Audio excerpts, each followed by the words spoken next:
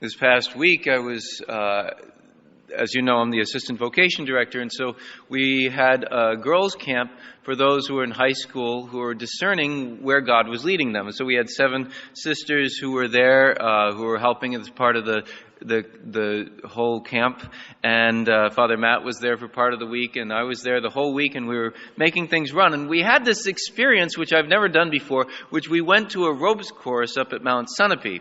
Great experience. I've never done anything like that before, but one of the things they made sure to do was as we get into the harness and they make sure everything is set and everything like that, they clip us onto this line, and they say, "You do not ever take this off.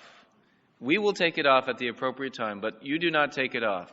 There will be no warnings. There will be no reminders. If you take this off, you're out of here." It's just a big safety thing. They want to make sure nobody gets hurt.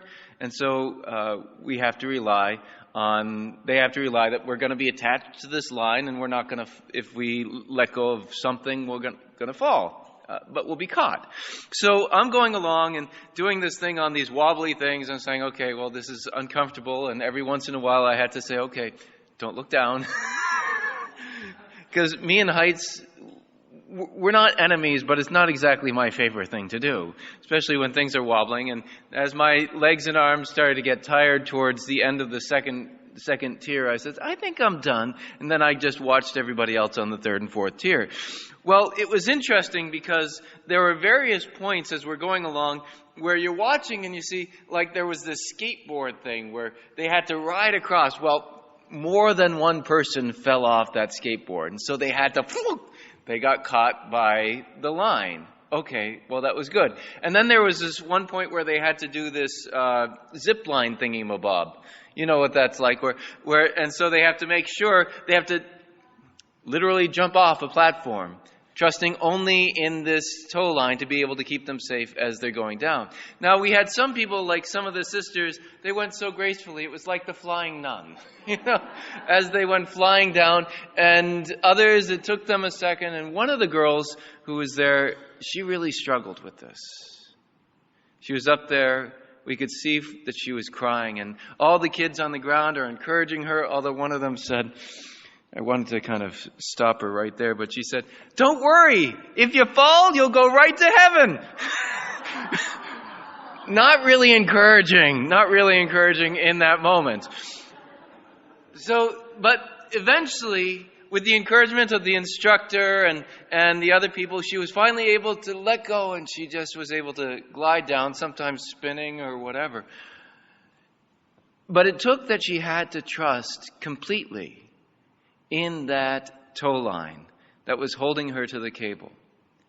And the Lord says we can't go halfway.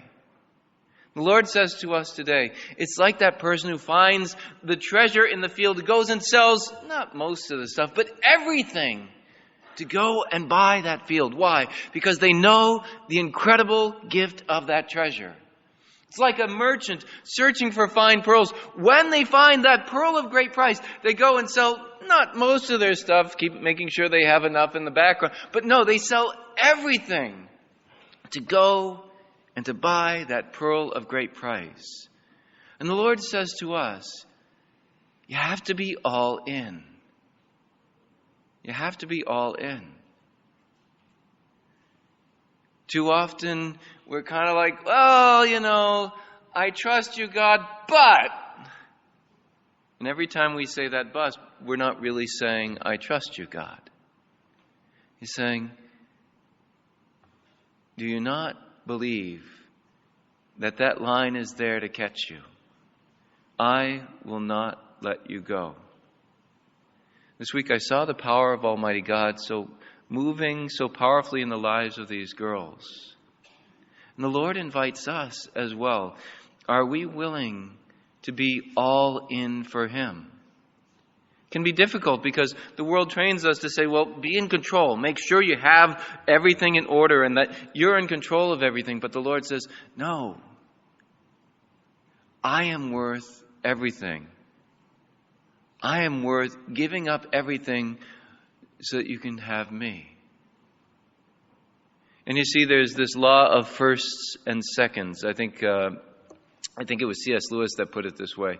The laws of the firsts and the seconds. When we put first things first, meaning Almighty God, we get all the seconds as they are. But when we put the second things first, we lose even those second things which we try to grasp onto.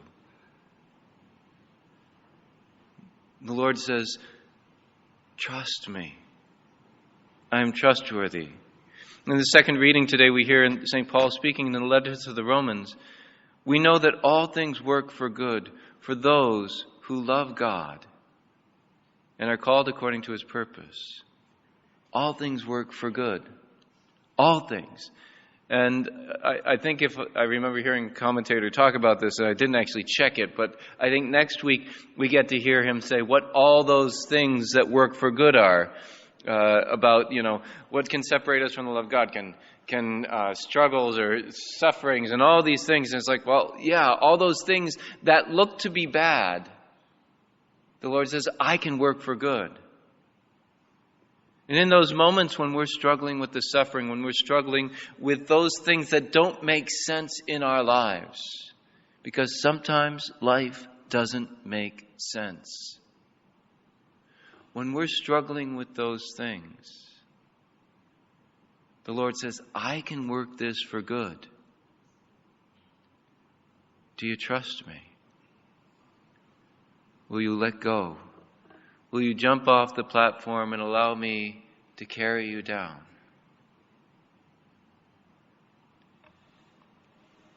Our Lord is greater than a treasure in the field. Our Lord is greater than a pearl of great price. He is the fulfillment of all our desires.